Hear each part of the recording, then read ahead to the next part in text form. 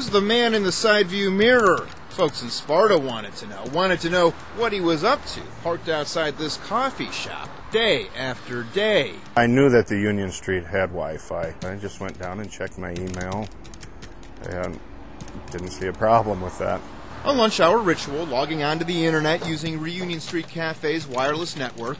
It's just something that people do. It's called piggybacking, or using someone else's Wi-Fi without their permission.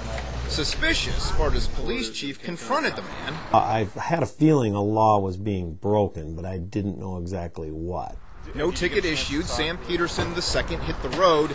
Meanwhile, Chief Andy Milanowski hit the books, discovering a relatively new and rarely used law. Unauthorized use of computer access. Michigan lawmakers putting it on the books back in 1979 to protect the public from computer hackers.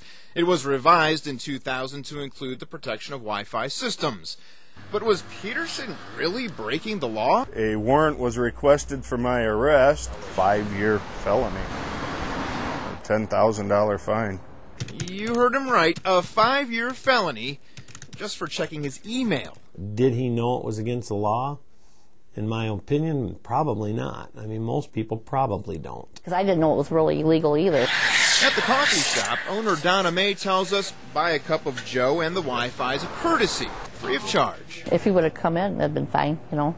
Under Michigan law, access a computer system without authorization, and you're committing a crime. This is the first time that we've actually charged it. Kent County prosecuting what could be the only case of its kind in the state. Oh, we've been hoping to dodge this bullet for a while. Really? Yeah, we had not been looking for this. We knew it would come up eventually, and we'd have to make a decision as to how to deal with it. We discovered only a handful of Wi-Fi freeloaders prosecuted worldwide. It was inevitable with all the hotspots and businesses providing Wi-Fi access. In the U.S. alone, an estimated 16 million homes are now equipped. With staggering numbers like these, how do you police piggybacking? You'd need to catch someone like Peterson in the act. Essentially, yeah, because 90% of the time we wouldn't know, frankly, that it's going on. With that in mind, in New York's Westchester County, local government officials there say it's up to Wi-Fi subscribers to protect themselves against piggybackers. Businesses told to secure their networks or pay a fine. A controversial tactic, to say the least. It's the same attitude of somehow the victim is responsible for preventing the crime, and that's not the approach that our justice system takes. But maybe increasing security awareness isn't such a bad idea. There are those who argue Wi-Fi is a broadcaster and that the airwaves are open to the public. The police can only go so far in protecting you. You're going to have to protect yourself also.